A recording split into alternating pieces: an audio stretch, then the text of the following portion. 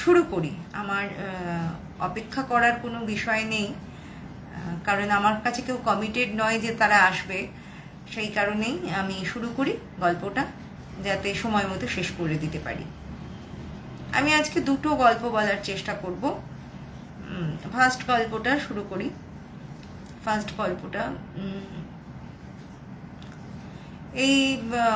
গল্পটা হচ্ছে উড়িষ্যার গল্প, না ঘটনা আর কি। ফার্স্ট ঘটনাটা উড়িষ্যার। এটা আমি খুব ছোটবেলায় মানে এই ঘটনাটা শুনেছিলাম। এটা আমার সাথে ডিরেক্ট কোনো এক্সপিরিয়েন্সের ব্যাপার নেই। এটা আমি তখন কত বছর বয়স হবে, 10-11 বছর বয়সে আমি শুনেছিলাম। কিন্তু মানে এতটাই মানে কি বলবো, যে একটা ভীতিপ্রদ গল্প, যে কারণে বা ঘটনা, যে কারণে আমার মনে আছে বিষয়টা। আমার ঠিক উল্টো দিকের বাড়িতে যারা থাকতেন তারা বাংলাদেশ থেকে এসেছিলেন, এবং একই পরিবারের মানে ভাইরা যারা আর কি শরিকরা হয়, তারা একটা জমির উপরেই বাড়িঘর করেছিলেন। সামনে দুটো ফ্যামিলি আর পেছনে একটা ফ্যামিলি। তো প্রথমে সামনে মানে মেজো ভাই যে ছিল, সে এসে এখানে ঘর বাড়ি করেছিল মানে অশোকনগরে। আর তারপরে তার ছোট ভাই এসেছিল তার ফ্যামিলি নিয়ে, এবং সবশেষে এসেছিল তার বড় ভাই। এবার যে ফ্যামিলিটা এই গল্পটা আর কি জানিয়েছে বা এই ঘটনাটা জানিয়েছে, তারা ছিল মানে তার ছিল 4 ছেলে মেয়ে। তো যাই হোক, আর তার ভাইয়েরও ছিল 4 ছেলে মেয়ে, আর তার দাদার ছিল 7টা ছেলে 1টা মেয়ে, এরকম আর কি একটা ব্যাপার। তো একটা বড় সড়ো ফ্যামিলি আর কি। এরা যেহেতু বাংলাদেশ থেকে এসেছিল, এবং এদের সেই ধরনের ভিসা পাসপোর্ট ওইভাবে না, মানে ওই যারা হাইট করে ঢুকে আসে না বাংলাদেশের থেকে, তারপরে এসে ইন্ডিয়াতে থেকে যায়, তারপর আস্তে আস্তে পাসপোর্ট তৈরি করে, রেশন কার্ডটা তৈরি করে। এরা হচ্ছে সেই রকম পরিবার আর কি। এসে আর কি কোনো রকম লিগাল ভাবে ঢোকেনি এরা ভারতবর্ষে। এবং এমন না, যখন ভারত বাংলাদেশ যুদ্ধ হয়েছে সেই সময় যখন ওই জমি টমি এক্সচেঞ্জ হয়েছিল, সেই সময় ওরা আসেনি। এরা কিন্তু সাডেনলি এসেছিল, এবং আসার পরে এই জমিটা এরা খুব কম দামে কিনে টিনে কারোর একটা ফ্যামিলির থেকে এরা ওখানে বসবাস শুরু করে। তো যাই হোক, এরা এতগুলো ভাই বোন, এবং পরিবারটা এত বড় ছিল, মানে ভাইদের ছেলেমেয়েরা এত বেশি ছিল, যে এদের কাজ করার মানে তাগিদ ছিল। এবং কাজের তো তখন যে এখানে বা খুব বিশাল কিছু ছিল সেরকম নয়, বা এরা এমন কিছু লেখাপড়া জানতো না যে কোনো অফিস কাচারিতে চাকরি পাবে বা নতুন করে এখানে পড়াশোনা করে কিছু করবে, সেরকম না। ফলে এদের ওই মানে দিনমজুর, মানে নো ওয়ার্ক নো পে, এই ধরনের কাজগুলোই করার ব্যাপার ছিল। তাছাড়া এদের কিছু অল্টারনেটিভ ছিল না। তো এদের একটা ভাই ভ্যান চালাতো, যে ভ্যান 3 চাকার ভ্যানগুলো আছে না, সেই ভ্যান চালাতো। আর মেজো ভাই যে আগে এখানে ছিল, সে সোনার কাজ করতো, এবং এনার যে বড়দা ছিল তিনিও সোনার কাজ করতেন। তো এই বড়দার যে বড় ছেলে, সেই বড়দার বড় ছেলে ওড়িশায় গিয়েছিল সোনার কাজ শিখতে। কোনো একজন স্বর্ণকার যে হয়তো খুব ভালো সোনার কাজ জানতো, বা এদের পরিচিত ছিল, হয়তো বাংলাদেশ থেকে সে এসে ওড়িশায় সেটেল করেছিল, কিছু একটা হবে। মানে সে সোনার কাজ খুব ভালো জানতো, তার কাছে এরাই আর কি সেই বড় ছেলেকে পাঠিয়েছিল সোনার কাজ শেখাতে, কারণ পরে যাতে বম্বে গিয়ে কাজ করতে পারে। বম্বে মনে হয় সোনার কাজের চাহিদা বেশি, বা তাদের স্যালারি বেশি, এরকম কিছু একটা ব্যাপার ছিল, যে কারণে এরা সেই ছেলেটাকে পাঠিয়েছিল বম্বেতে, এই উড়িষ্যাতে সোনার কাজ শেখাতে। তো সেই সময়ের এই ঘটনাটা, যে বাড়িতে আর কি ওই ছেলেটি ছিল, সেখানে ঘটনাটি ঘটেছিল। এবার ওই ওই ওখানে গিয়ে তো আর যাতায়াত করে সে সোনার কাজ শিখতে পারবে না। সে কি করছিল, ওইখানে আর কি যে মালিক তার বাড়িতে এদের থাকার একটা বন্দোবস্ত ছিল। আর আগেকার দিনে এটা 30 বছর 40 বছর আগের ঘটনা তো অবশ্যই। তো তখনকার দিনে ওই যারা লেবার, দোকানের লেবার, তাদের আলাদা করে থাকার ব্যবস্থা কিছু ছিল না। হয়তো দোতলা বাড়ির একতলাটায় তাদের থাকতে দিত, যারা মালিক ছিল তারা দোতলায় থাকতো, বা বাইরের দিকে কোনো দুটো ঘরে তাদেরকে থাকতে দিত। এইভাবে মানে মোট কথা একসাথেই থাকা হতো। এদের রান্না বান্না ওই বাড়ির লোকই করতো, শুধু এরা নিজেদের জামা কাপড় টাপড় কাচতো, বাজার করে দিত ওই বাড়ির, এরকম আর কি একটা মিলেমিশে একটা ব্যাপার ছিল। তো যে বাড়িতে এই ছেলেটি থাকতো সেই বাড়ির যে ছেলের বউ, মানে দোকানটা হচ্ছে সেই বাড়ির যে গৃহকর্তা তার ছেলে ছিল, 4টি ছেলে 2টি মেয়ে ছিল। হ্যাঁ, 4টি ছেলে 2টি মেয়ে ছিল। মেয়ে 2টির বিয়ে হয়ে গিয়েছিল। 4টি ছেলের মধ্যে 2টো ছেলের বিয়ে হয়ে গিয়েছিল, আর 2টো ছেলে ছোট ছোট ছিল। এবার এদের যে বড় ছেলে, তার যে বউ, সেই বউ তার প্রথম সন্তান হওয়ার সময় সে মারা যায় কিছুটা আর কি পারিবারিক গাফিলতিতে। কারণ সেই সময় ওই পরিবার থেকে বাচ্চা হওয়ার জন্য হসপিটালে নিয়ে যেত না। হতে পারে হসপিটাল দূরে ছিল, অথবা মহিলাদের হসপিটালে গিয়ে বাচ্চা হবে এই কনসেপশন তখন হয়তো ওইখানে ছিল না। কিন্তু এটা তো আমার মানে জন্মাবার পরের ঘটনা, কিন্তু আমি কিন্তু মানে কলকাতার হসপিটালেই জন্মেছি। সুতরাং উড়িষ্যায় হয়তো তখন চলছিল না, কলকাতায় হয়তো এই ব্যাপারটা চলছিল। যাই হোক, তো তার বাড়িতে বাচ্চাটা প্রসব হওয়ার পরে, মানে প্রসব হওয়ার সময় সেই প্রসূতি মারা যায়নি, কিন্তু প্রসব হওয়ার দিন 7 মধ্যে অসুস্থ হয়ে সেই মহিলাটি মারা যায়। তো স্বাভাবিকভাবেই বাড়ির যারা আরো বউ মানে কিংবা শাশুড়ি, এদের ওপর দায়িত্ব পড়ে সেই বাচ্চাটার, খুব স্বাভাবিকভাবে। কিন্তু বাড়ির কাজ সামলে কেউই বাচ্চাটার দায়িত্ব ঠিকভাবে নিতে পারছিল না। তারা কি বলছিল যে ছেলেটাকে আবার একটা বিয়ে দিয়ে দেবে, তাহলে সেই বউ সে এর দায়িত্ব নেবে। কিন্তু ছেলেটা বিয়ে করতে তখনও মানে সবে তার বউ মারা গেছে, 7 দিন 10 দিন হয়নি, তখনই বলছে যে আরেকটা বিয়ে করে নেওয়ার জন্য। এবং কাকে বিয়ে করে নেবে না, বউটারই যে বোন তাকে বিয়ে করে নেবে। এবং বউটার পরিবারও এরকম যে তার পরিবারও রাজি যে তার ছোট বোনের সাথে এই ছেলের বিয়ে দিয়ে দেবে। তো সেই মেয়েও রাজি নয় বিয়ে করতে, আর যে এই মেয়েটির হাজব্যান্ড ছিল সেও বিয়ে করতে রাজি নয়। মানে না মেয়ের বোন, বউটার বোন রাজি একে বিয়ে করতে, আর না হাজব্যান্ডটাও রাজি ওই বোনটাকে বিয়ে করতে। ফ্যামিলি রাজি, দুটো ফ্যামিলি রাজি যে বিয়ে দিয়ে দাও।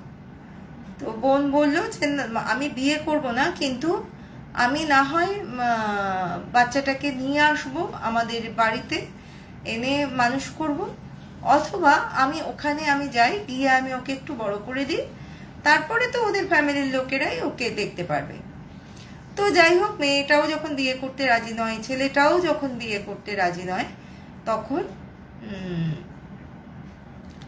মেয়েটিকে তার শ্বশুর বাড়িতে নিয়ে আসা হলো। মেয়েটির শ্বশুর বাড়িতে নিয়ে আসা হলো যে সে থেকে কিছুদিন বড় করে দিয়ে যাবে। কারণ বাচ্চাটা যদি তার মামা বাড়িতে চলে যায়, তাহলে এ বাড়ির লোকেরা তো তার আচার আচরণ স্বভাব কোনো কিছুর সাথেই পরিচিত হবে না, আবার বাচ্চাটাও এদের সাথে ইউজ টু হবে না। তাহলে বাচ্চাটাকে কখনোই আর এই বাড়িতে ওরা অভ্যস্ত করতে পারবে না। আর বাচ্চাটা ছেলে বাচ্চা ছিল, সেই কারণেও তারা ছাড়তে চাইছিল না। এবার কি হলো, মেয়েটা তো আসলো এ বাড়িতে, মানে সেই দিদির যে বোন সে আসলো এই বাড়িতে। এই দিদির সাথে এই বোনের খুব একটা সদ্ভাব ছিল না।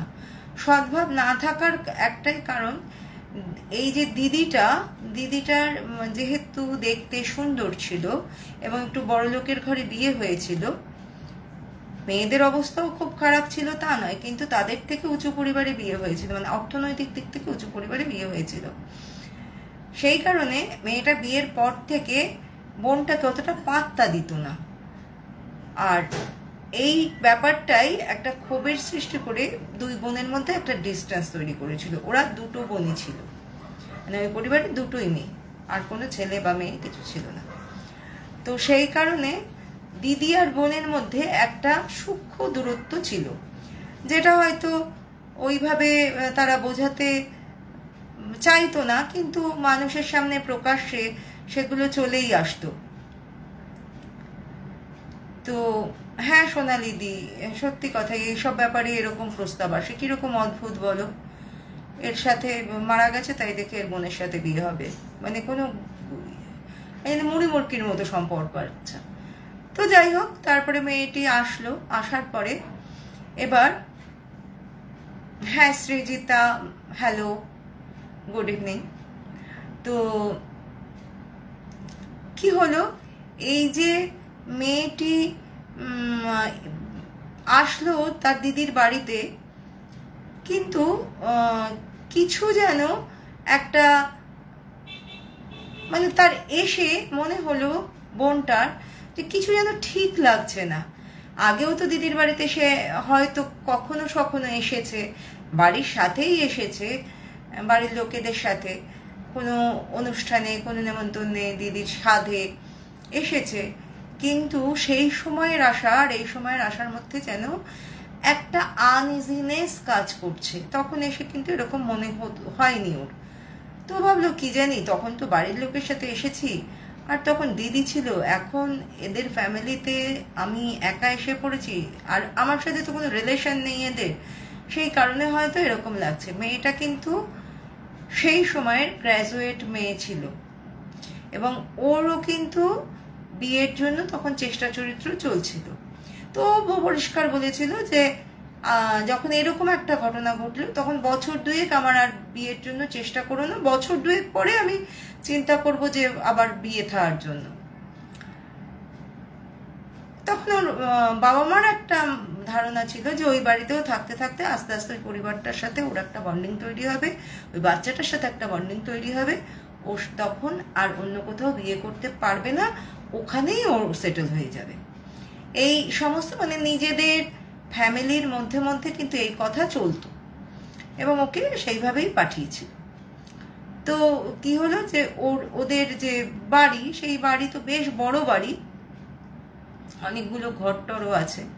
নিচতলাটায় এই যারা ওই সোনার দোকানের লেবার তারা থাকতো, বাড়ির যারা কাজের লোক ছিল, এমনি রান্নার লোক বা রান্নায় সাহায্য করার লোক, হয় রান্নার লোক ছিল, না হলে রান্নায় সাহায্য করার লোক ছিল, এরকম আর কি। মানে 2-3 জন কাজের লোক ওই বাড়িতে এমনিও ছিল, ওই লেবাররা ছাড়াও 2-3 জন কাজের লোক ছিল।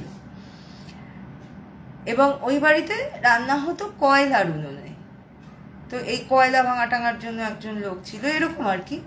তো রান্না করার মনে হয় লোক ছিল না, বা রান্না করার লোক থাকলেও ওই বাড়ির গিন্নি রান্নার কথা বলে দিত, মানে সারাক্ষণ গিন্নি রান্নাঘরেই থাকতো। ওই বাড়ির যিনি মানে দোকানের মালিকের যে বউ, তিনি রান্নাঘরেই থাকতেন। তো আর এদের থাকার বন্দোবস্ত হলো যে ওই বাচ্চাটা আর তার মাসি এক ঘরে থাকবে, ছেলেটা আর কি তার ঘরটা ছেড়ে দিল, মানে হাজব্যান্ড ওয়াইফ বাচ্চা যে ঘরে থাকতো সেই ঘরটা ছেলেটা ছেড়ে দিল, মানে জামাইবাবু।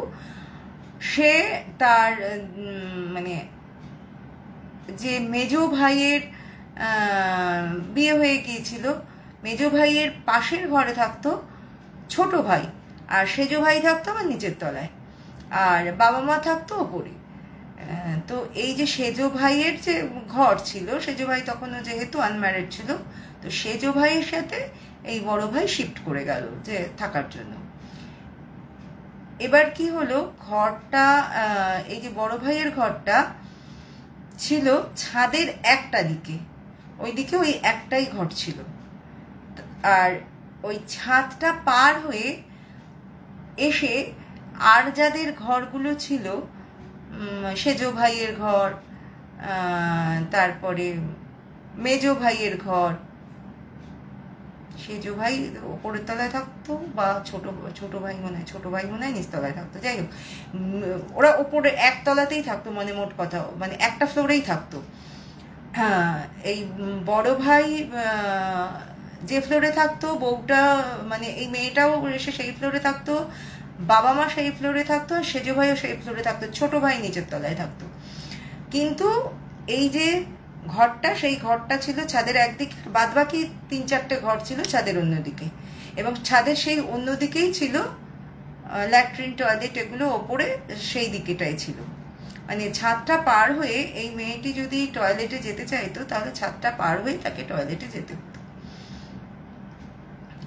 তো একটু ডিস্টেন্স, ঘরটা একটু ডিস্টেন্স, কিন্তু ওই বাচ্চাটাকে ওই ঘর থেকে অন্য ঘরে শিফট করলেই বাচ্চাটা চিৎকার চেঁচামেচি করতো, ঘুমোতো না, অস্বস্তি বোধ করতো, খাওয়া দাওয়া বন্ধ করে দিত, এরকম আর কি একটা ব্যাপার ছিল। সেই কারণে ওই বাচ্চাটাকে চেষ্টা করেও ওরা প্রথমে চেষ্টা করেছিল যে ওদের যেটা ঘরে ঠাকুরটা ঠাকুমা থাকে, অর্থাৎ ওই দোকানের মালিক এবং তার স্ত্রী যে ঘরে থাকে, সেই ঘরটা ওদের দেওয়ার জন্য। তাহলে কি হতো, অনেকের মাঝখানে ওরা থাকতো, কিন্তু কিছুতেই বাচ্চাটাকে ওই ঘরের সাথে অ্যাডজাস্ট করতে পারেনি। এবং যখন ওই মাসি আসেনি, তখনও যদি ওর ঠাকুমার কাছে বা ওর কাকির কাছে ও গিয়ে থাকতো, তখনও কিন্তু ও ওইভাবে মানে সুস্থ থাকতো না। ওই বাচ্চাটা কিন্তু ওই রকম ছটফট করতো, সারা রাত ঘুমোতো না, খেত না, কান্নাকাটি করতো। তো যে কারণে আবার ওর নিজের ঘরে গেলে কিন্তু ও ঠিক হয়ে যেত, তখন নর্মাল। তো সেই কারণেই এই মেয়েটিকে বাধ্য হয়েই ওই ডিস্টেন্সে হলেও ওই ঘরটাতেই তাকে থাকতে হয়েছিল। এবার প্রথম দিন যখন ও আসলো এবং বাচ্চাটির ঘর টর গুছিয়ে টুচিয়ে নিল, তখন তো ওর ভেতরে একটা আনইজিনেস কাজ করছে, কেমন যেন একটা গুমোট লাগছে ওর ঘরের মধ্যে, কেমন একটা মানে ভ্যাপসা গুমোট, কিরকম একটা জানি স্টাফি ধরনের। মানে নর্মাল ঘরে যেমন হাওয়া বাতাস ঢোকে, ঘরটার চারপাশ জানলা রয়েছে, মানে যথেষ্ট এয়ারি ঘর, 3-4টে জানলা রয়েছে ঘরটাতে। মানে দুটো হচ্ছে একটা দেয়ালে দুটো জানলা, আর একটা হচ্ছে একটা দেয়ালে জানলা, অপোজিট দেওয়ালের জানলা। এবং একটা বড় ঘর, মানে একটা 15x13 এরকম একটা ঘর। তো একদম ছোট না, বিশাল বড় ঘরটা। তো সেইখানেও ওর কেমন একটা স্টাফি লাগছিল ঘরটার ভেতরে। তো কিছু করার নেই, ও ভাবছে যে কি জানি নতুন জায়গা বা এখানকার ওয়েদার এরকম, সেই কারণে। কিন্তু ও যখন গিয়ে ওই বাড়ির মানে অন্য ঘরে ওই দিদির জায়ের সাথে কথা বলছে, সেই ঘরগুলো দেখছে যে অনেক নর্মাল। তো ভাবছে হয়তো এইটা মানে দক্ষিণের ঘর নয়, সেই কারণে হয়তো এরকম হয়েছে। আবারও মনে মনে ভাবছে, দেখো আমার দিদিটাকে এরকম একটা ঘরের মধ্যে রেখে দিয়েছিল। হ্যাঁ, দিদি তখন নেই, দিদির সাথে সেই হিংসা বা ওই ধরনের মনোমালিন্যর ব্যাপারটাও নেই। তো এনিওয়ে, ওর এরকম একটা দুটো দিন তো ওর মানে একটু অ্যাডজাস্ট করতে লাগবেই, সেই কারণে ও ভাবলো যে না, হয়তো এই কারণেই এরকম হচ্ছে। এবার একটা অদ্ভুত জিনিস শুরু হলো, 2 দিন থাকার পর, মানে 3 দিন 4 দিন সময় থেকে একটা অদ্ভুত জিনিস শুরু হলো। ওর দিদি যখন মানে ওই বোনটি যখন ওই বাচ্চাটিকে কোলে নিত, বাচ্চাটা মানে একটু হিংস্র টাইপ হয়ে উঠতো, মানে ওকে মারধর করে ওর কোল থেকে নেমে যাবে। ও তো অদ্ভুত যে এত সুন্দর করে কোলে নিচ্ছে, তোয়ালে দিয়ে কোলে নিচ্ছে যাতে বাচ্চাটার কোনোভাবে না লাগে, কিন্তু ওর কোলে বাচ্চাটা কিছুতেই থাকবে না। তার কাকিমার কোলে থাকছে, তার ঠাকুমার কোলে থাকছে, কিন্তু ওর কোলে কিছুতেই বাচ্চাটা থাকবে না। আবার যখন তাকে বিছানায় নামিয়ে দেওয়া হচ্ছে, তখন সে কিন্তু স্বাভাবিকভাবে অ্যাটিটিউড করছে।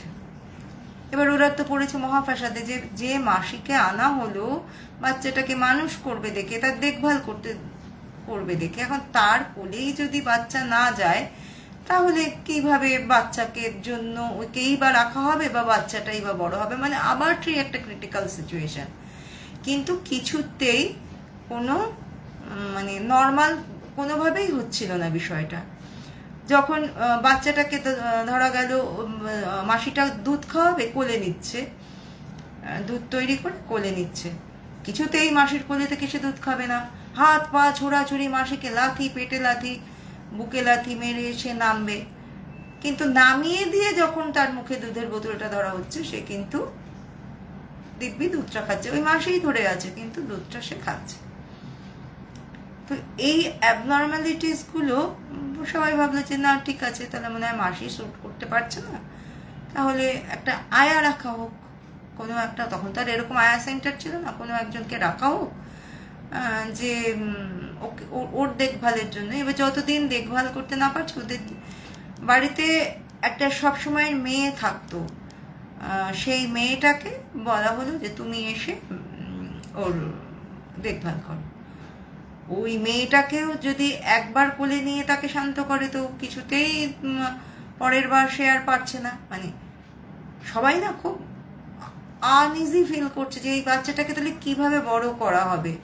সে স্নান করবে না ঠিক মতন, সে খাবে না ঠিক মতন, মানে সবসময় একটা বিধ্বস্ত উস্কো খুস্কো। এবং বাচ্চাটা না যে স্বাভাবিক নেই, সেটা কিন্তু ধীরে ধীরে বুঝতে পারছিল সবাই যে এটা স্বাভাবিকতা নয়। স্বাভাবিক হলে কিন্তু কোনো বাচ্চা এইরকম করে না। বাচ্চাদের কি হয়, গায়ে তেল মাখানো হয়, মাথায় তেল মাখানো হয়, তারপরে তো স্নান করানো হয়। ওর কিছুতেই গায়ে তেল মাখানো যাবে না, কিছুতেই ওর মাথায় তেল মাখানো যাবে না। এবার ওরা প্রথমে ডাক্তারের কাছে ছুটলো, স্বাভাবিক যা হয়, বাচ্চা অসুস্থ হয়তো ডাক্তারের কাছে ছুটলো। সমস্ত রকম টেস্ট করে কিচ্ছু পাওয়া গেল না। এবার ওরা ভাবলো যে তাহলে কোনো অভিজ্ঞ নার্স এনে রাখি। ওদের টাকা পয়সার অভাব ছিল না, তো ওরা ওই হসপিটাল, যে কাছাকাছি যে হসপিটাল ছিল, সেই হসপিটাল, তখন এত প্রাইভেট আয়া সেন্টার টেন্টার ছিল না, ওই হসপিটালে কাজ করতেন এরকম একজন নার্স, তাকে অফার দিল যে আপনি চাকরি ছেড়ে দিন, আপনাকে আমরা সেই বেতন দিয়েই রাখবো, কিন্তু নাতিকে বড় মানে মানুষ করতে হবে। তা নার্স তো আর মাথা খারাপ না, সে তো আর একটা গভর্নমেন্ট হসপিটালের চাকরি ছেড়ে দেবে না। সে বললো যে ঠিক আছে, আমি একটা কাজ করব, আমার যে শিফটে ডিউটি না থাকবে আমি সেই শিফটে গিয়ে আপনাদের বাচ্চাকে যতটা যা করার করে আসবো, কারণ চাকরি তো ছাড়া সম্ভব হবে না। আর মানে ওরা সব থেকে ভালো পরিষেবা দেওয়ার চেষ্টা করছিল বাচ্চাটাকে, যাতে কেউ তাকে কন্ট্রোল করতে পারে। কিন্তু এই নার্সও ফেল করলো, মানে সেই বাচ্চা কারোর সামনে থাকবে না। এইবার তখন যে এই বাচ্চার মেজ কাকিমার যে মা, সে বলল যে তোমরা তো এত কিছুই করলে, তাহলে একটু গুণিন দেখাও, কারণ আমার কেমন জানি ব্যাপারটা সুবিধার লাগছে না। অল্প বয়সে বউ মারা গেছে, মানে বাচ্চাকে রেখে, তো এটা ভালো না, এই ব্যাপারটা ভালো না। তো স্বাভাবিকভাবেই একটা আবার ওখান থেকে মানে খুঁজে, যে ওখানকার তখন নাম করা একজন গুণিন যে অনেক সমস্যার সমাধান করেছে, সেরকম খোঁজ খবর করে সেরকম একজনকে নিয়ে আসা হলো। এই করতে করতে কিন্তু 2-3 মাস অতিক্রান্ত, এবং বাচ্চাটার কোনো ইমপ্রুভ নেই, বাচ্চাটা বড় হয়নি, রোগা টিংটিঙে, উস্কো খুস্কো চুল, চোখগুলো কোটরে ঢোকা, একটু রেডিশ, স্কিনগুলো খসখসে, এরকম একটা বাচ্চা। তো যাই হোক না কেন, তারা তো তাদের বেস্টটা দেওয়ার চেষ্টা করছে। তো তারা তখন ওই কথা শুনে, মানে সবই তো করে দেখলাম, তাহলে একটু গুণিন ডেকে নিয়ে আসি। এছাড়াও তারা এখানে পুজো দেওয়া, ওখানে পুজো দেওয়া, ওখানে মানত করা, সেখানে মানত করা, এগুলো করছে। মানে বাড়ির যেন শান্তি পুরো নষ্ট হয়ে গেছে একটা বাচ্চার জন্য। আবার কখনো কখনো শাশুড়ি বলছে যে না, ওর সাথে দিয়ে দিলেই ভালো হতো, ওই পরিবেশে গিয়ে ওর দিদা টিদা এদের পেয়ে হয়তো ভালো থাকতো। এবার তাহলে কি হলো, দিদাদেরও ডেকে নিয়ে আসা হলো যে তোমরাও এখানে এসেই থাকো, তাহলে যদি ব্যাপারটাকে ট্যাকেল করা যায়। তো যারাই আসুক না কেন, ব্যাপারটা আয়ত্তের মধ্যে আসলো না। তারপরে আসলো গুণিন এসে সমস্ত কিছু দেখে টেকে বলল যে এই ঘরে একটা কালো ছায়া আছে, এই ছায়া কার সেটা আমার পক্ষে বলা সম্ভব নয়। এই কালো ছায়াই এই বাচ্চার উপর প্রভাব বিস্তার করছে। তো কি করা হলো, বাচ্চাকে দুই হাতে চারটে 8টা মাদুলি দেওয়া হলো। চারটে 8টা মাদুলি, হাতে গলায় একটা মাদুলি, কোমরে একটা মাদুলি, এইভাবে তাকে মোট 16টা, মানে টোটাল সারা শরীরে 16টা মাদুলি দেওয়া হলো। এবার ওইটুকু একটা বাচ্চা 16টা মাদুলি, এটাও কিন্তু একটা ভেবে দেখার মতন বিষয় নিয়ে, এবং সব যেহেতু স্বর্ণকার ছিল, সব রূপোর মাদুলি ছোট ছোট খুব সুন্দর করে বানিয়েছিল, যাতে তার নাতির দেহতে কোনো রকম আঘাত না লাগে, না কেটে যায়। কিন্তু একটা ওইটুকু রোগা পিকপিকে বাচ্চা, তার গায়ে 16টা মাদুলি। এবার ওই মাদুলি পরাবার পরে বাচ্চা তো যাই হোক একটু নর্মাল হলো, কিন্তু বাড়িতে বেড়ে গেল উৎপাত। কিরকম উৎপাত? কারোর ঘরের আজকে লাইট ভেঙে যাচ্ছে, কারোর ঘর থেকে ফ্যান পড়ে যাচ্ছে, মানে চলন্ত ফ্যান ধপ করে পড়ে যাচ্ছে, কারোর ঘরের জ্বলন্ত লাইট মানে ফেটে যাচ্ছে, ফেটে চারদিকে কাজ ছড়িয়ে যাচ্ছে। রান্নাঘরের উনুনে রান্না বসানো রয়েছে, হয়তো সেই সময় ঘরে কেউ নেই, বা বাইরে কোনো একটা কাজে গেছে, বা কিছু একটা কলপারে ধুতে গেছে, রান্নাটা বসিয়ে রেখে রান্নার কড়াই ছিটকে সারা দেয়াল, রান্নার মানে উনুন থেকে কোনোভাবে বার্স্ট তো করেনি, কড়াই তো ছিটকে গিয়ে দেয়ালে সমস্ত খাবার, তরকারি, মাছ সমস্ত লেগে যেন মনে হচ্ছে কেউ ছুঁড়ে মেরেছে। এই সমস্ত উৎপাত শুরু হলো,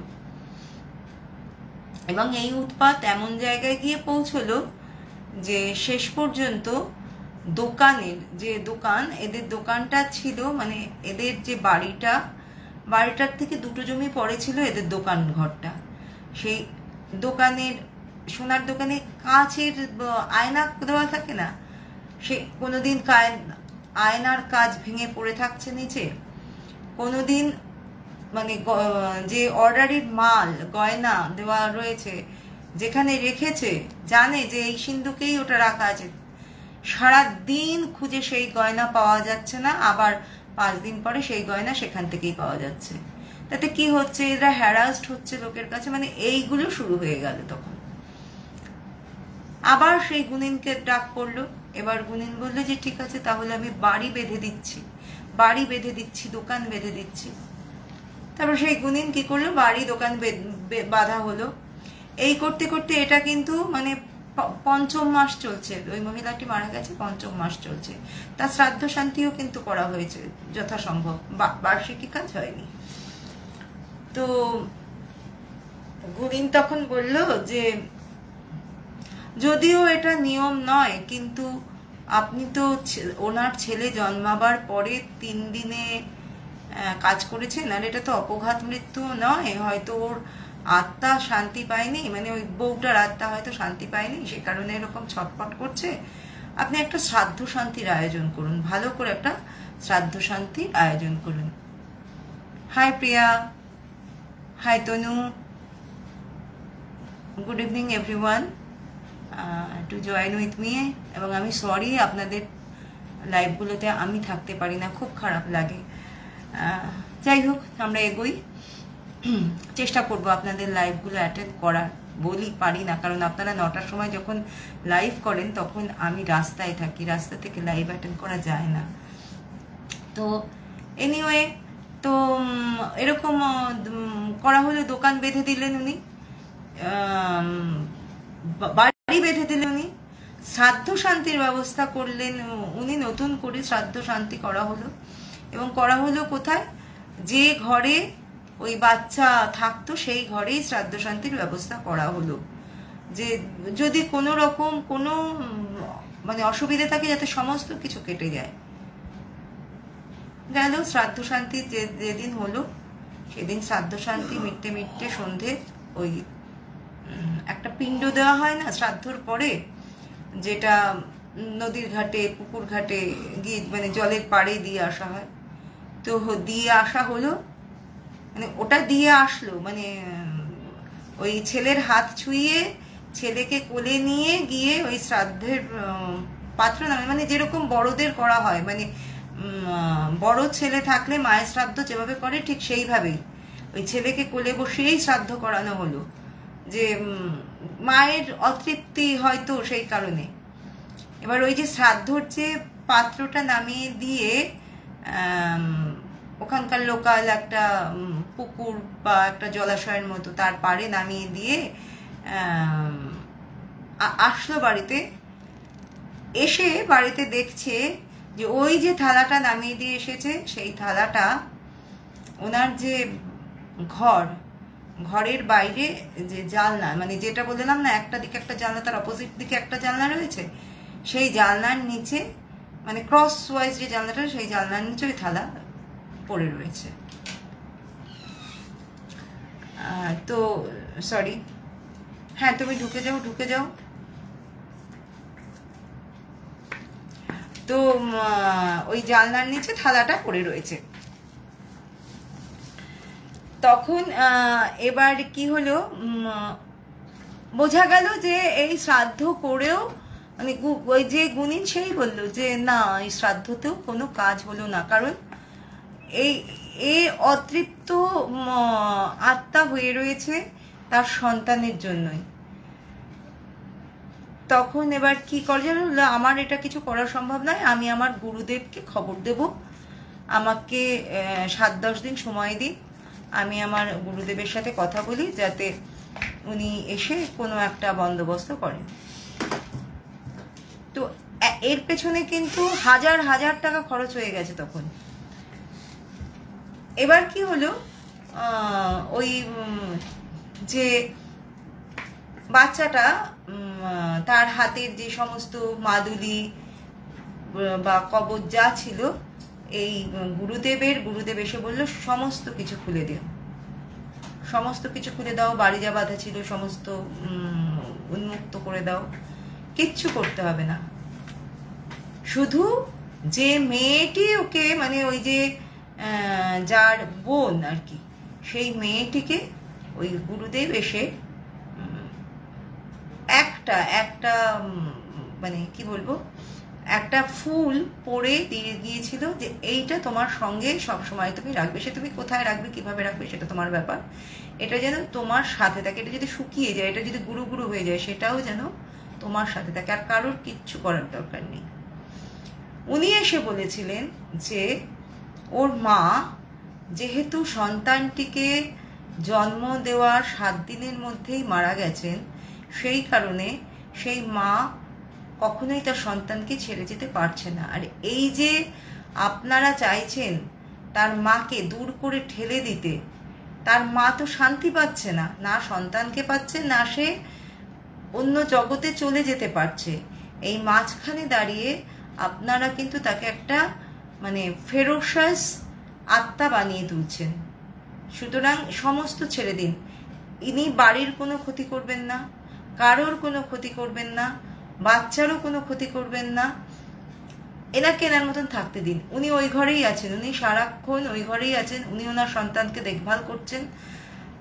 মানে আপনারা যদি কেউ নাও থাকেন ঘরে, আপনি জানবেন বাচ্চার কোনো ক্ষতি হবে না, বাচ্চাকে তার মা দেখছে, মা প্রোটেকশন দিচ্ছে।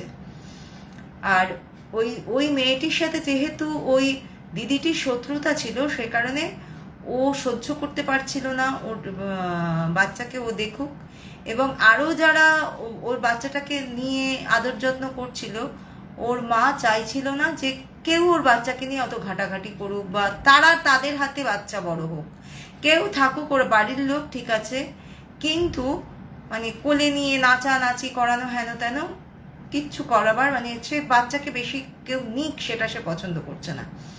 কিন্তু একটা বাচ্চা, তাকে তো সারাক্ষণ বিছানায় শুয়ে রাখা যায় না। ওই যে এই যে গুণিনের যে গুরুদেব এসেছিলেন, তিনি বললেন যে ওর স্নান করানো, খাওয়ানো, এইটুকু সময় ছাড়া ওকে কেউ করে নেবে না। মানে ওকে কতগুলো ওই বালিশ টালিশ এমনভাবে করে দিয়ে গেলো যাকে ওকে ঠেস দিয়ে বসানো যায় বা একটুখানি উঁচু করে রাখা যায়। মানে কারোর কোলে বাচ্চাটাকে দিয়ে ওর মা শান্তি পাচ্ছিল না। সেটা ওর মা কোলে নিতে পারছে না দেখে না, ওই গুলিন বলছে যে ওর মা ভয় পাচ্ছে যে কারোর কাছ থেকে তার বাচ্চাটা পড়ে যেতে পারে, কারোর দ্বারা তার বাচ্চাটার ক্ষতি হতে পারে। এই সিচুয়েশনটা ওই বাচ্চাটার প্রায় 5 বছর পর্যন্ত ওই বাড়িতে চলেছিল, এবং এই যে গুরুদেবের সাথে ওরা কন্টিনিউয়াসলি যোগাযোগ রেখেছিল। কিছু অ্যাবনর্মালিটিস দেখলেই ওনাকে ডেকে আনা হতো, এবং উনি ওনার মতো করে কিছু কিছু রেমেডি দিতেন, যে রেমেডি নিয়ে ওই ফ্যামিলিটা কিন্তু তখন আস্তে আস্তে একটু স্টেবল হতে পেরেছিল। এবং ওই গুরুদেব লাস্ট আর কি বলেছিল যে ওই ওই যে আত্মাটি মানে এই বাচ্চাটির মা যখন 5 বছর মানে অতিক্রান্ত হয়ে গেছে, তখন তিনি জানিয়েছিলেন যে সে কিন্তু হয়তো আবারও কোনো নতুন জন্মগ্রহণ করেছে, যে কারণে তার সাথে কিন্তু এই বাচ্চাটির ডিট্যাচমেন্ট এসে গেছে। মানে তখন কিন্তু আর এই সিচুয়েশনটা আসতো না, হয় তাই, অথবা বাচ্চাটা একটু বড় হয়ে গেছে, সে নিজের মতন করে নিজে সমস্তটা করতে শিখে গেছে, মানে হাঁটা চলা খাওয়া দাওয়া এই সমস্ত কিছু। মানে ওরা অনেক সময় দেখেছে যে বাচ্চাটা একা একা হাসছে, একা একা কারোর সাথে, মানে যেন ওই যে মায়েরা অনেক সময় কি রে কি হয়েছে কেমন রে বাবু এরকম করে কথা বললে যেরকম বাচ্চারা হেসে হেসে ফেসিয়াল এক্সপ্রেশন দেয় বা তাকায়, সেরকম ভাবে অনেক সময়ই দেখেছে ওরা যেন কারোর সাথে সে কথা বলছে, খেলছে, হাত পা ছুঁড়ে ছুঁড়ে খেলছে, একটা করে আঙুল এরকম ভাবে আর কি তুলে দিয়েছে, হ্যাঁ মানে কেউ আর কি ধরেছে সেই আঙুলটা এরকম ভাবে, মানে এরকম ভাবে তুলে দিয়েছে। ওদের এক্সপ্রেশন দেখে বোঝা যেত, বাচ্চাটার এক্সপ্রেশন দেখে বোঝা যেত ও কারোর সাথে একটা কমিউনিকেট করছে, কিন্তু ওরা কিন্তু তার কাউকেই দেখতে পেত না। এবং তারপরেও কিন্তু ওই পরিবারের ওপর থেকেই যে এত উৎপাত হচ্ছিল কিছু, এই যখন বাড়িটা খুলে দিল, ওই বাড়ি বাঁধা খুলে দিল, বাচ্চাটার গায়ে থেকে সমস্ত তাবিজ কবজ খুলে দিল, এটা কিন্তু 24 ঘন্টার মধ্যে সেটা আবার বন্ধ হয়ে গিয়েছিল। এই ছিল আজকের প্রথম ঘটনা। এটা আমি শুনেছিলাম ছোটবেলায়, তো সেটাই আজকে মনে হলো যে অনেকদিন আগে থেকেই মানে মনে হচ্ছিল এই গল্পটা বলবো, কিন্তু এত ঘটনা বলছিলাম এই ঘটনাটা তলিয়ে গেছিল, আজকে আবার সেটাকে তুলে এনে বলে দিলাম আপনাদের সামনে। জানি না কেমন লাগলো, যাই হোক পরবর্তী ঘটনাটায় চলে আসছি। পরবর্তী ঘটনাটাও একটা অদ্ভুত ধরনের ঘটনা। এটা হচ্ছে কালিম্পং এর ঘটনা, কালিম্পং কার্শিয়াং এরকম জায়গার ঘটনা, মানে দার্জিলিং এ নর্থ বেঙ্গলের ঘটনা মোট কথা। 4টে বন্ধু মিলে বেড়াতে গিয়েছিল, সবাই স্টেবল মানে চাকরি বাকরি করে এরকম বন্ধু 4 জন মিলে বেড়াতে গিয়েছিল, হয় কার্শিয়াং না হয় দার্জিলিং না হলে কালিম্পং এরকম কোনো একটা জায়গায় বেড়াতে গিয়েছিল, তবে দার্জিলিং নয়, না হয় কার্শিয়াং না হয় কালিম্পং এরকম জায়গায় বেড়াতে গিয়েছিল। তো 4টে বন্ধু একই হোটেল পায়নি, 2 জন বন্ধু একটা হোটেলে ছিল আর 2 জন বন্ধু আরেকটা হোটেলে ছিল, এবং হোটেলটার ডিস্টেন্স একটা হোটেলের থেকে আরেকটা হোটেলের ডিস্টেন্স 7-8 মিনিট।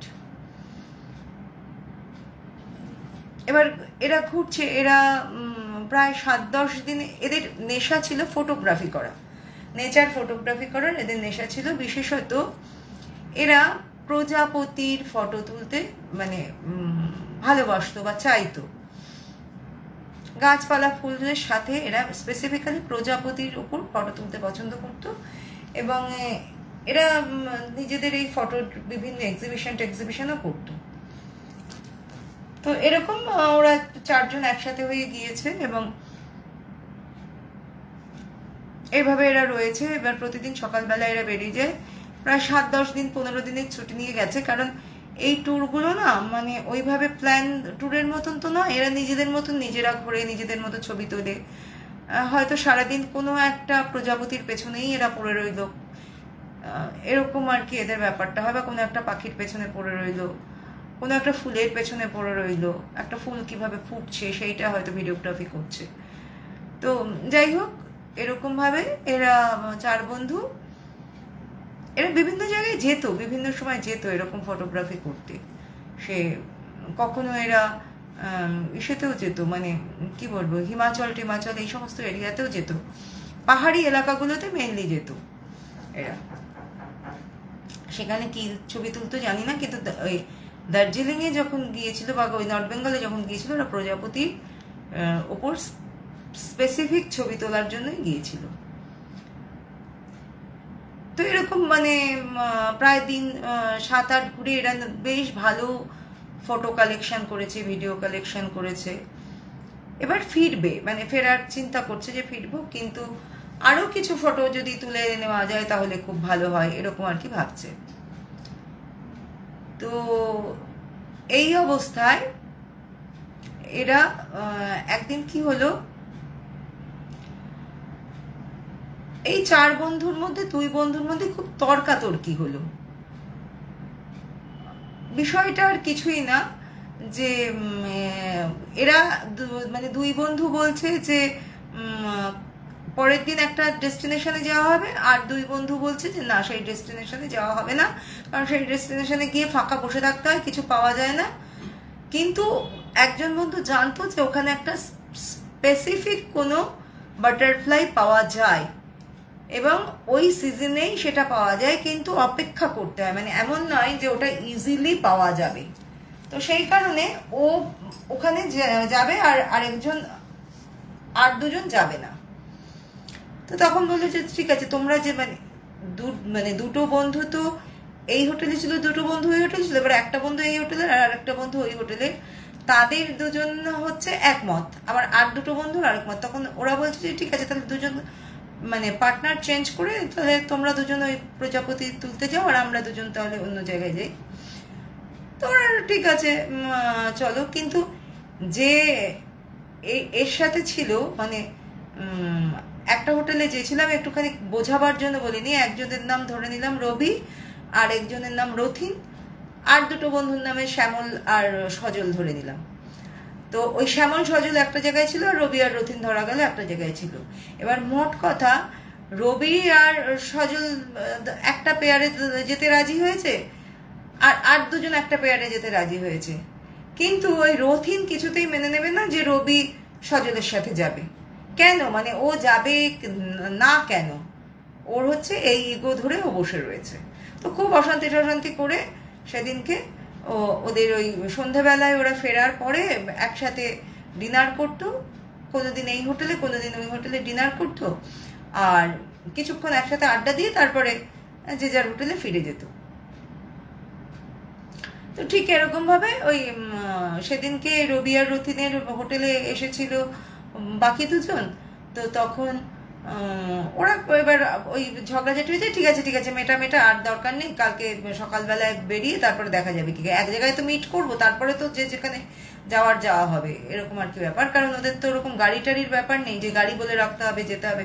ওরা ম্যাক্সিমামটাই ট্রেক করেই যেত, বা একটা ডেস্টিনেশন অব্দি গাড়িতে করে গিয়ে তারপর ওরা ট্রেক করতো। সুতরাং ওরকম ব্যাপার ছিল না যে গাড়িকে আগে থেকে বলে রাখো, ওরা যে গাড়ি পেতো তাতেই কিছুটা গিয়ে তারপরে ওরা ট্রেক করতো, এরকম আর কি বিষয়টা ছিল। তো কি হলো, এবার ওই 2 জন তো চলে গেল তাদের হোটেলে। এবার রথিন আর রবি নিজের হোটেলে রয়েছে। এবার রবি বলছে যে ঠিক আছে, তো মানে 2 জনের মধ্যে তো রাগারাগি হয়েছে, কিছু অতটা কথা নেই। তো রবি বলছে যে ঠিক আছে, তুই শুয়ে পড়, আমি একটু বাইরের থেকে হাঁটাচলা করে তারপরে আমি আসছি। এবার ওই হোটেলগুলো তো কি ছিল, দার্জিলিং এর ওই সময় এমন কিছু বিশাল উন্নত হোটেল ছিল না। এটাও বছর 20 আগেকার ঘটনাই বলছি, 20-22 বছর আগেকার ঘটনা। তো এমন কিছু ভালো হোটেল ছিল না। আর ওরা যে হোটেলে ছিল, ওরা চেষ্টা করতো কম দামি হোটেলে থাকার জন্য। সেই কারণে ওদের হোটেলটার বাইরেই ছিল একদম রাস্তা, মানে হোটেলটা তার একটা ছোট্ট, যেখানে রিসেপশন থাকে, খুব ছোট্ট একটা রিসেপশন, আর তার মানে তার সাথেই রাস্তা, একদম 4টে সিঁড়ি নেমেই রাস্তা। আর দার্জিলিং এর হোটেলগুলো কি ছিল, একটা ঢালে, মানে খাড়াইয়ের ওপর হোটেলটা, তার থেকে নিচে না ঢাল নেমে গেছে সেরকম আর কি। তো ও কি করছে, ওই রবি আর কি ওই ঢাল ধরে নিচের দিকে নেমে গিয়ে এই যে একটু হাঁটি, খানিকটা হেঁটে আবার উঠে আসবো, তারপরে ঘুমাবো আর কি, এরকম ব্যাপার। আর ওখানে কি হয়, সন্ধ্যে 7টার সময়, তো বেশ 20-22 বছর আগে অন্ধকার পুরো, ওই এত রমরম, মানে এখনকার দার্জিলিং বা এখনকার কার্শিয়াংয়ের সাথে সেই কার্শিয়াংয়ের বা কালিম্পং কোনো জায়গারই তুলনা হয় না, এত জমজমাট বলে ব্যাপারগুলো ছিল না। তো তখন রাত, মোট কথা গভীর রাত। তো ও হাঁটতে হাঁটতে একটা জায়গায় গেছে যেখানে গিয়ে ও না আর বুঝতে পারছে না যে ও কোন পথে ফিরবে। আর রাস্তায় সেই সময় কোনো লোক নেই, একটাও লোক নেই যে ও তাকে জিজ্ঞাসা করবে যে আমার হোটেলের রাস্তাটা কোথায়। মানে ও কিন্তু বুঝতে পারছে যে এই রাস্তা দিয়েও এসেছে, কিন্তু এই রাস্তা দিয়ে এসে ও কোনো হোটেল পাচ্ছে না। এবং তখন তো মোবাইল ছিল না, আর ও এনিহাও হয়তো টর্চ নিয়ে বেরিয়েছে বা বেরোয়নি, যাই হোক ওর হাতে আলো থাকলেও ও খুঁজে পাচ্ছে না, যে সব রাস্তাগুলোই ওর কেমন একরকম লাগা শুরু করেছে। তো এরকম করতে করতে হাঁটতে হাঁটতে ও একদম একটা জঙ্গল জঙ্গল টাইপের জায়গায় পৌঁছে গেছে।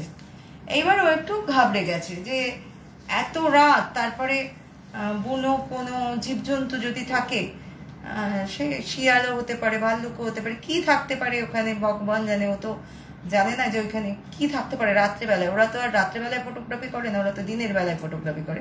তো একটু ভয়ই পেয়েছে। এবং ও যেখানে এসেছে সেখানে কোনো লোকও বসতি নেই, মানে কোনো বাড়িঘরও দেখতে পাচ্ছে না। তো ও এবার ওই শীতের মধ্যেও ঘামতে শুরু করেছে যে ও কোথায় থাকবে, কিভাবে থাকবে। আর বড় বড় গাছ, সমস্ত পাইন বা দেবদারু, ওই ধরনের যে ধরনের গাছ থাকে পাহাড়ে, সেই ধরনের লম্বা লম্বা উঁচু উঁচু গাছ রাস্তার পাশ দিয়েই, মানে ওটা রাস্তা, বাধাই রাস্তা, তার একদিকে গাছগুলো পাহাড়ের সাথে আর একদিকে কিন্তু খাদ। তো আর রাস্তাও এবড়ো খেবড়ো, মানে রাস্তাটা যে ঢালাই, এখনকার যে পিচ রাস্তা সুন্দর দার্জিলিং, কার্শিয়াং বা কালিম্পং আমরা দেখি নর্থ বেঙ্গলে, ওই রকম কোনো ব্যাপার ছিল না, এবড়ো খেবড়ো পাহাড়ি রাস্তা। তো ও ওইভাবে হাঁটতে হাঁটতে, মানে ও এতটা কি বলবো পাজল হয়ে গেছে, ওর মানে টয়লেট পেয়েছে। ও তখন কি করেছে যে টয়লেট করার জন্য ও একটা কর্নারে গিয়েছে। এবার ও কেন ওই কর্নারে গিয়েছিল, মানে যেদিকে খাদ আছে সেই দিকের কর্নারে কেন গিয়েছিল, সেটা কিন্তু ও পরবর্তীতে বলতেও পারেনি যে কেন ওই দিকে গিয়েছিল। ও তো যেদিকে পাহাড় বাধাই, রাস্তায় তো আর কোনো লোক ছিল না, তো সেখানেও টয়লেট করতে পারতো। ও না করে ও কি করেছে, খাদের দিকে গিয়েছে টয়লেট করতে। এইবার ওই যে ও গেছে, ওটা বুঝেও গেছে কিনা সেটাও কেউ জানে না, ও নিজেও বলতে পারেনি। ওইখানে গিয়ে মানে যখন ও দাঁড়িয়েছে, ওর মনে হলো ওকে পেছন থেকে কেউ ধাক্কা দিল। সেটা পেছন থেকে ধাক্কাই দিক বা জোরে হাওয়াই হোক, কিন্তু এমন কিছু জোরে সেই সময় হাওয়া বইছিল না বা ঝড় হচ্ছিল না। তো এনিহাও কেউ ওকে একটা ধাক্কা দিল। এবার ধাক্কা দিয়ে এবার ও চিৎকার করেছে, চিৎকার করে ও স্লিপ করে গেছে। স্লিপ করে ও যখন ওই পড়ে যাওয়া শুরু করেছে নিচের দিকে, ও তখন ফিল করলো যে ওকে ও মানে কেউ একটা মানে ওকে হোল্ড করে নিল, মানে ও বুঝতে পারছে ও কিছুতে একটা কেউ ধরেছে, ওর ঘাড়ের কাছ থেকে কেউ একটা ধরেছে ওকে। কিন্তু ওইখানে অত রাতে কে ধরবে, আর ওটা তো নিচে পড়ে যাচ্ছে, ও সেখানে কে ধরবে ওকে। এবার ও কিছুটা মানে ওই যে পড়ে যাচ্ছে সেখান থেকে কিছুটা সাইডে সরে গিয়ে কোনো একটা কিছুর সাথে ও যেন বেঁধে গেল, যেটা ও পরবর্তীতে বলেছিল সেটা হচ্ছে যে আমি অবাক হয়ে গেলাম যে আমি কি শূন্যে ভেসে গিয়ে ওই জায়গাটায় বাঁধলাম, কারণ আমি যে জায়গা দিয়ে পড়ছিলাম তার থেকে আমি লেফটে সরে গিয়েছিলাম অনেকটা, আর তখন ঝড় ছিল না যে আমি ওইভাবে লেফটে সরে যাব। এবং ও বেঁধে গেল, মানে ওর জামাটার সাথে কিছু একটা বেঁধে গেল, বেঁধে গিয়ে ও কিন্তু ওখানে ঝুলে গেল। এবং ওই ঝোলা অবস্থায় ও কিন্তু সারা রাত ওখানেই ছিল। প্রথম দিকে চিৎকার করা শুরু করেছিল, মানে বাঁচাও বাঁচাও করে বা হেল্প করে যেভাবেই হোক, কিন্তু বুঝতে পারলো ওর গলা ওই রাত্রেবেলায় কারোর কাছে গিয়ে পৌঁছবে না বা এইখানে কোনো জনবসতি নেই। এবার ও কি করলো, ও ওইভাবেই প্রাণ হাতে করে ওইভাবেই ঝুলে রইল, ওর তো কাছে তো কোনো অপশন নেই। এবং একটা সময় ও সেন্সলেস হয়ে গেল। ওর কিন্তু তারপরের ঘটনা ও আর কিছু জানে না। এরপরে কি হলো, ওই যে বন্ধুটা কে বলে গেল যে আমি একটু আসছি, ও তো আর আসছে না। এবার ও ভেবেছে যে ও রাগটাগ করে হয়তো ওদের হোটেলে চলে গেছে ঘুমোতে। ও আর অত গুরুত্ব দেয়নি, রাগ করেছে, মানে ঝগড়াঝাটি হয়েছে। খোঁজাখুঁজি কোনো কিচ্ছু না। পরদিন সকালবেলায় রেডি হয়ে, ও যেমন রেডি হয়ে এসেছে বন্ধুদের সাথে মিট করতে, আর সব বলছে রতিন কোথায়, এই রতিন না রবি কোথায়, রবি কোথায়, রবি কেন? রতিন এবার বলছে কেন রবি তোদের ওখানে যায়নি? মানে না তো, মানে সারা রাতে যায়নি, মানে না, মানে সে কি কথা, ও তো সেই তোরা বেরোবার পরই খাওয়া দাওয়া তো তখনই হয়ে গিয়েছিল, তারপরে ও বললো যে আমরা একটু বেরোচ্ছি হেঁটে, আমরা তো ভেবেছি আমার সাথে রাগ রাগ হয়েছে দেখে তোদের হোটেলে গিয়ে হয়তো স্টে করছে না। তারপরে শুরু হলো খোঁজাখুঁজি, এবং সেদিন সারা দিন ওই খোঁজাখুঁজির পরে প্রায় মানে সন্ধে হয় সময়ে ওরা ওকে ওই অবস্থায়, সেন্সলেস অবস্থায় ওইখানে, ওই তখন ওই হোটেলের লোক, ওখানকার পাহাড়ি লোক সবাই মিলেই কিন্তু ওদেরকে খুঁজেছিল। খুঁজে ওই অবস্থায় ওকে সেন্সলেস অবস্থায় ওইখানে ওই ঝুলন্ত অবস্থায় ওকে পাওয়া গিয়েছে। এবং যারা ওকে রেস্কিউ করেছিল, ওইখানকার লোকাল পুলিশ, লোকাল মানুষেরা মিলে তারা বলেছিল যে ও একটা 1.5 ইঞ্চি, জাস্ট 1.5 ইঞ্চি পাথরের সাথে ও ঝুলেছিল। ওর অত বড় একটা বডি, যার ওজন ছিল প্রায় 80 কেজি, 1.5 ইঞ্চি একটা পাথরের সাথে ওর জামাটা ছিঁড়ে গিয়ে, কাঁধের থেকে ছিঁড়ে গিয়ে, মানে যে পুল ওভার টাইপের ছিল, যেটা কখনোই ছেঁড়া সম্ভব নয় ওইভাবে, ঠিক আছে তাও ওইভাবে পড়েছে তাই দেখে ছিঁড়ে গেছে, সেইভাবে ও ওই 1.5 ইঞ্চি পাথরের ওপর ঝুলেছিল সারা রাত এবং ওই সারাটা দিন, এবং সেন্সলেস অবস্থায়। এটা কিভাবে সম্ভব হলো এবং কে ওকে ধাক্কা দিল, এবং ও এটা বলেছে যে আমার এটা স্পষ্ট আমি বুঝতে পেরেছি যে আমাকে কেউ মাঝখানে ধরে নিয়েছিল, এবং ধরে নিয়ে যেন হাত দিয়ে ঠিক এইভাবে করে সরিয়ে নিয়ে গিয়ে কিছুর সাথে আমাকে ঝুলিয়ে দিল। এটা হচ্ছে আমার দ্বিতীয় ঘটনা। এবং তারপরে ওকে ওখান থেকে তুলে হসপিটালাইজড করে, ওখান থেকে মানে সে মানে ওকে ওই নর্মাল অবস্থায় বাড়িতে ফেরার মতো অবস্থায় ফিরতেই ওর প্রায় 4 দিন সময় লেগে গিয়েছিল। তারপরে একটু স্টেবল করে ওকে মানে ওরা সবাই মিলে ব্যাক করে গেল, মানে ততক্ষণে যতটুকু যা হয়েছিল তাই নিয়েই ওরা ফিরলো। ওই কোন প্রজাপতির স্পিসিস সেসব তো আর তোলাই হলো না, ওরা ওইভাবে ফিরে আসলো। এই ছিল আমার আজকের দ্বিতীয় ঘটনা। তো দার্জিলিংয়ে অনেকেই বলে ভূত আছে ভূত আছে, এবং সত্যি সত্যি ডাউহিলেও কিন্তু এরকম বেশ কিছু ঘটনা আছে, যেগুলো আমি মনে হয় একটা দুটো বলেও ছিলাম, আর কিছু ঘটনা আমি হয়তো পরে কখনো আবারও বলবো। তবে চেষ্টা করবো এই মাসে আরেকবার আসবার। আর সবাই সাথে থাকবেন। অনেক অনেক ধন্যবাদ। Good night.